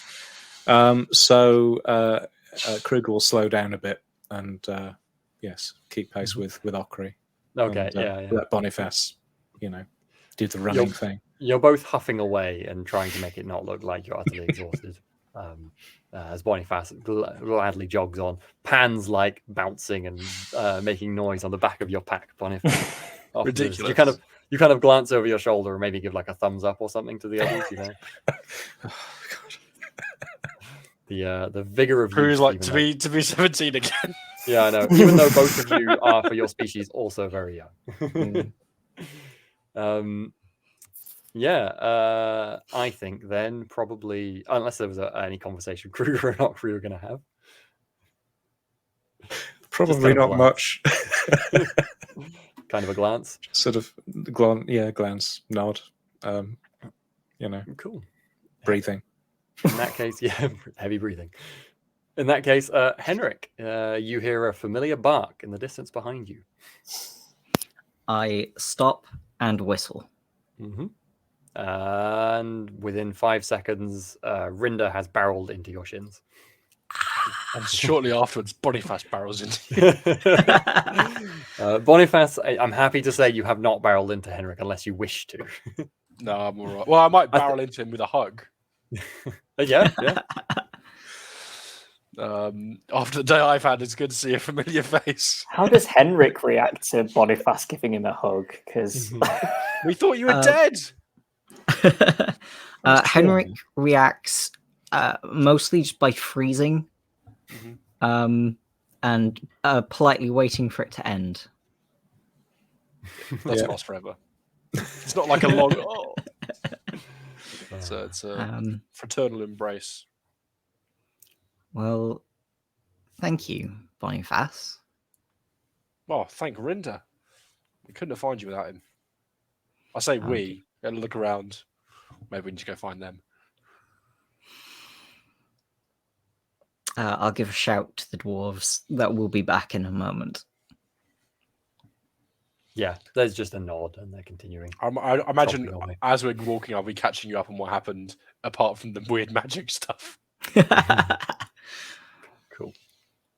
Everything else, then, I'm happy for you to say, Henrik. You understood. I think Kruger and Okra, you're maybe like half an hour behind, tromping by. You've just tromped past that coaching house.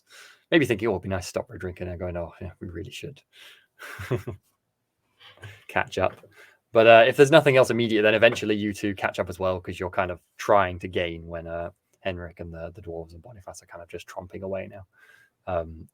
And yeah, you round the corner and see the two of them and the dwarves a bit further ahead. And party meet up again. I am carrying a quite exhausted looking Rinda. Yeah, Rinda's like half asleep now. Now, Rinda actually has done the classic Rinda thing and is kind of half on your shoulder rather than like in your arms. I am very glad to see that you all survived. Likewise. We honestly, well, yes, I didn't expect to. I thought you'd been killed, to be honest, in the room after the assassins struck us. I was surprised that I wasn't. what happened, Henrik? In Grunberg, I contacted the local rat catchers. On last night, the rat catchers came for me. Told me I was no longer welcome in the city. That perhaps I did not really understand what a rat catchers guild was. And told me that if I was seen in Grunberg again, I would be killed. And that they were showing me a kindness.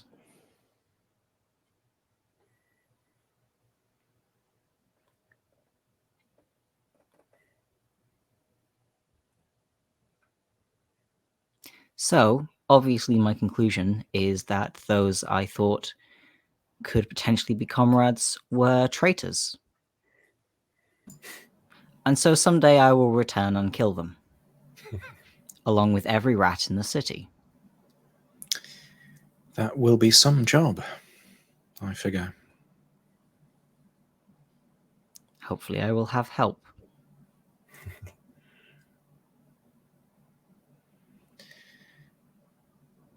Well, I don't know the full details, but well, again, these connections, this conspiracy you mentioned, Hell's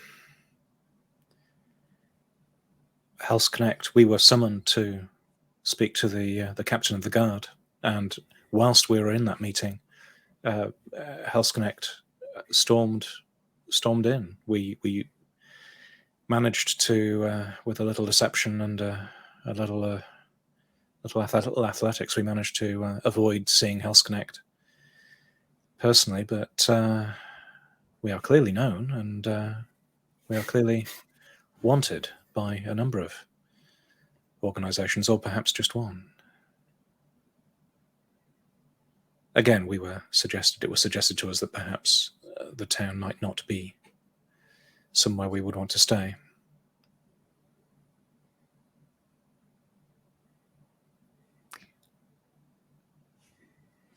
You say you didn't get a look at Lord Helsnecht? I did not know. How did I he did. look?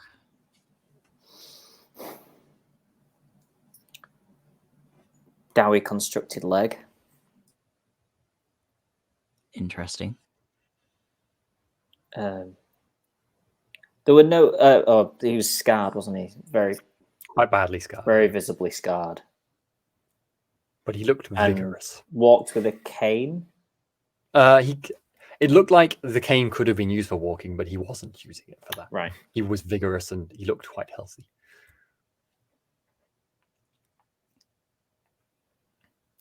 I have learnt that after the Battle of Nuln, he was quite severely injured. That's Something more so than losing a leg. yes.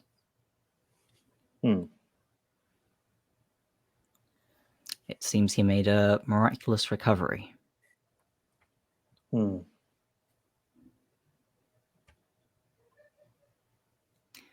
Your fellow Dari over there, I believe, have suspicions. They'll share them with me when they're ready, I suppose. Perhaps if we share this information with them, they will be willing to reciprocate with some information of their own.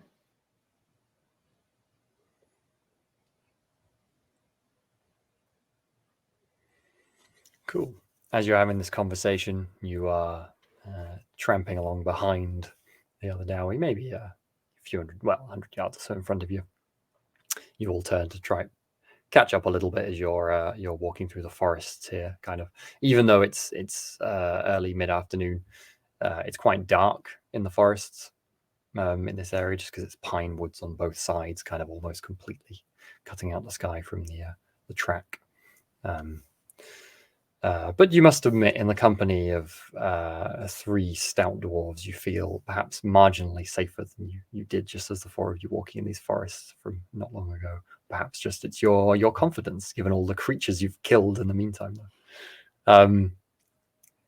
But as you're having your conversation, you look on ahead and see that another dwarf, who looks like a mountain dwarf from their getup as well, but perhaps a bit less rich and orderly, has come the other way up the road and is conversing with the Dowie in Kazalid.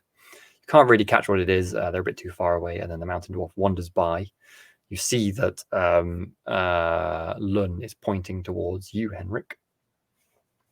And then the Dowie marches towards you at all. You get a bit closer. You think it's a dwarf woman, but it's quite difficult to tell because she has a beard.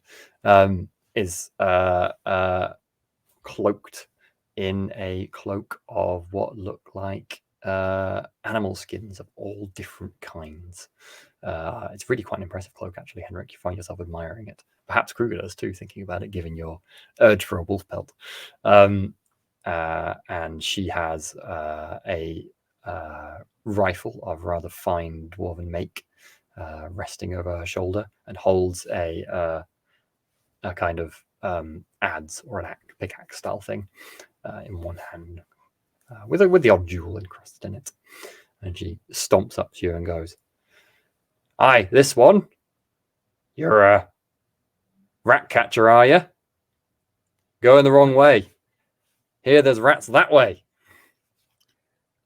The rats in that way have told me I'm no longer welcome. "Well, turn right around. Doesn't do no good leaving them to it, does it? Come on, off we go." And she starts stomping on, gesturing you to follow her. And I think we'll end the session there. Split the party again. I can't help myself. What can I say? We just got you back.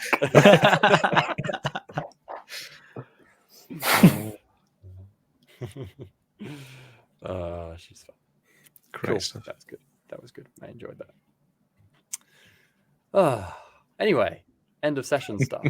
Questions or comments and the like. That was a bit of a nattery session, but I enjoyed that. It was inevitably going to be when you were in the position you were in at the end of the last one, though, wasn't it? Stuck in that room. Oh, I was really curious if you're going to be able to make it away from Hell's Connect. I was like, are they just going to sit there and wait, or are they going to try and run? It was either that or hide in a wardrobe. But, I know. Well, I wasn't sure if you'd maybe just confront him, maybe just wait for him in the room. I was like, maybe you're not, thinking of running. I don't know. Difficult. I was going to say, we had a very brief discussion just before the session where I was like, Sam, do I need to get like an initiative board set up? He was like, no, there'll definitely be, there's almost nothing you can do to make combat happen. And then I was sitting there like, immediately the three of us are potentially going to be in a room with a bad guy. Just like leap upon Baron Hell's Connect. that wouldn't end well, though, would it? Like, I mean, he'd probably trounce you, to be honest. He's pretty badass. I really enjoyed the sort of meta-ness of me, a northerner, playing somebody who's got a slightly less northern accent than me, putting on a more northern accent. I loved it. Oh, that was great. I love it so much. It was a very good fake northern accent. Yeah, it was. Yeah, I mean, it worked, right? It did work. Yeah. That was good. Cool. Have we got anything come up then? Yes. Go get them. I mean, you. How could you deny that command request? I suppose it is a tempting offer. Mm-hmm. I was expecting a few more people involved, but sure. No, I'm pretty sure one dwarf can handle as many rats as they need to. She certainly seems to think so. Yeah, you might have to. Is there like some sort of rat catcher sort of secret language you can express? Cool. Like, be careful. How would I know? Apparently. Well. Oh, this poor bureaucrat in reference to Marcus. I know. I feel real bad for Marcus. At the end of last session, I was like, this is going to go so badly for Marcus. There's no way this doesn't go badly for Marcus. I like Marcus. Yeah. I'm trying. Yes, I'm hoping that we can find something at Skasmin Gol and sort of go back and set things right. But I'm not sure how feasible that is. Mm-hmm. There was another. Oh yeah, Steve also posted this. If anyone is curious about the one-shot system, there is a link in chat if you're on Twitch, and if you're on YouTube. Sorry. Well, just Google for Night of the Hogman. Yeah. You can see it right there. It's visible, right? Yeah, just go look at that. It's fine. It's easy enough. I'm looking forward to that one. Either if I'm not in it. Sounds really cool. That's pretty much it from chat. Cool. Now, I know, Jonny, you had a question, didn't you? What was your question you posted in our chat? Yes. What I said was, is the stuff with Boniface kind of feeling like somebody's whispering to him to kind of say something, to use magic? Is that like a standard thing in Warhammer? And it kind of sounds like it may be a chaosy thing if it is. This is from my love of horror films and sort of, demons whispering to people to tell them to say bad things. Yeah, no, that's great. That's great. So there's a lot to magic and the winds of magic and Dar and Shaiish and all of the different aspects to magic. Dar is the wind of magic, basically. That is the thing that allows wizards to wield the winds, as well as many other creatures, and all sorts of things in the world are influenced by it. But ordinary humans cannot perceive it or interact with it normally. It does directly come from the ruinous powers. It is effectively, in a sense, a leaking of chaos, the ruinous powers, into the world. But that doesn't make it in and of itself bad or evil as such. It just associates with it, and how it's used is what would be, depending on the view of your character, it could well be considered bad or evil, fundamentally, of course. There's such a fundamental distrust of magic generally that it's likely to be, especially by dwarves. Yeah, exactly. I mean, for example, it's basically kind of the stuff that the realms of chaos are made up from is leaking into this world. So demons are, in a sense, made of it, sort of made of it anyway. But at least they cannot manifest in areas where the winds of magic are not blowing. Right. They will simply break down. Whereas near the North Pole, which is kind of where the chaos leaks from that zone, you could literally fall off the edge of the world into the chaos waste of the North Pole, for example. That is where demons can manifest their strongest. So it's full of them up there. But in the Empire, you'd have a tough time summoning a demon and keeping it there, for example. And you'd have to rely on the winds of magic and maybe draw it to your location, sort of thing. Some individuals are like more connected to it than others. All elves have a fundamental connection to the winds of magic. There's other creatures in the world that are really very connected to it. Some humans occasionally can be like a kind of beacon that draw the winds of magic to themselves, but it's rare. And the elves taught humans to use it because it was a suspicion, and it kind of messed with their society otherwise, because people occasionally got these terrifying things they didn't understand, and sometimes demons came to blow them up and do horrible things in the world where they used to be, or even tears in reality were created when they did things they didn't know what they were doing with them. This is why people don't trust magic. By the way, not to scare you there, Boniface. But no, that's so good. Basically, the actual using of it from like a wizard's perspective, it's not really. You do have control over it, so theoretically, a trained wizard could choose to never use magic if they wanted to. They still would be kind of a magnet for like creatures so demons and things like that would be kind of more attracted to them. But if they were somewhere away from that, theoretically they could be entirely unbothered by it and it wouldn't affect them. It's not like there's whispers in their head all the time or something like that. Mm-hmm.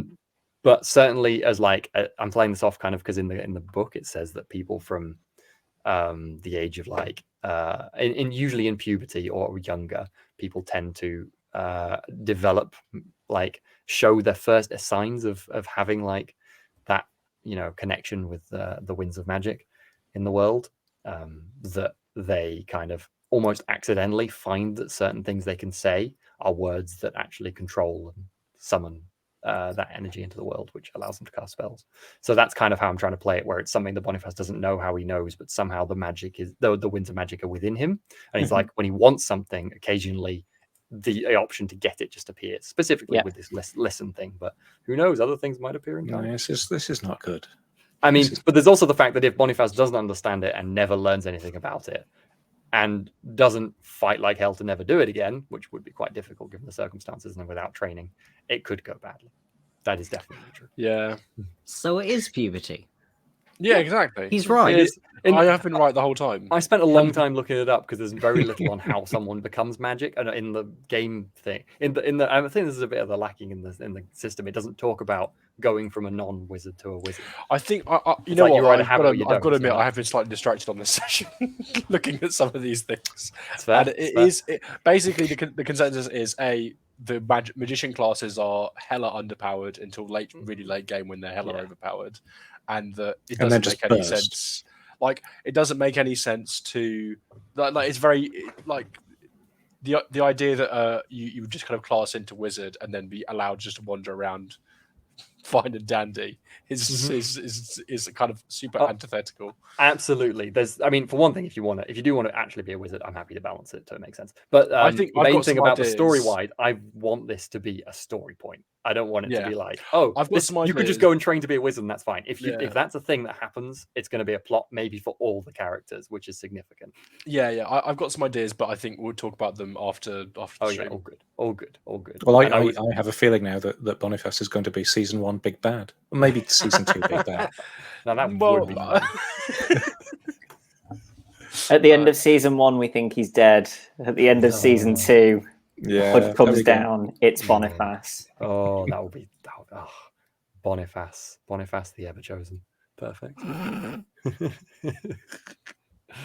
I've got to work out. The most annoying thing is now I'm going to work out what my next class is going to be. I know.